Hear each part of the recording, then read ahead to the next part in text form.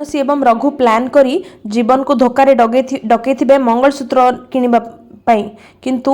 तांकर असली प्लान थिबो तांको मारी देबा एवं रघु तांको मारिबा को गोली मारिबा को चेष्टा करुथिबे। सेतिकी बेले मानसीଙ୍କ पाखरे एक बंदूक पड़िथिबो एवं से बंदूकटी को कळे बळे कौशले निज पाखको आनिबे मानसी एवं सेई बंदूक रे एक गोली फुटाइबे जीवन को आडू गोलीटी खसजिबो जीवन को बाजिबनी रघु मध्य सही चेष्टा करिवे ताहा मध्य खसीजिबो। तापर एपटे ज्योति महादेव को डाकुथिबे मो सान बाबू को रक्षा कर तापर गुंडा माने मानसी रघु समस्त मिसी जीवन को आडू गोली चलाइबे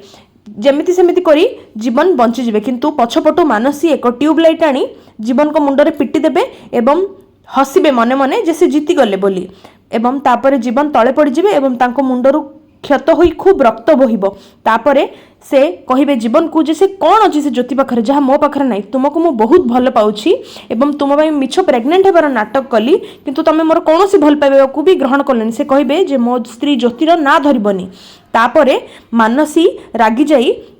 जीवन को एक बंदूक आनी तांको छाती रे रखिबे एवं तांको मारिबा को चेष्टा करिवे। तेबे दर्शक बंधु आपन को कौन लागुची जो मानसी एते सबु हैला परे भी जीवन को पीछा छाड़ू नांती से तांको सत्तरे गोली फुटेई देबे ना तांको जीवन रक्षा करिवे।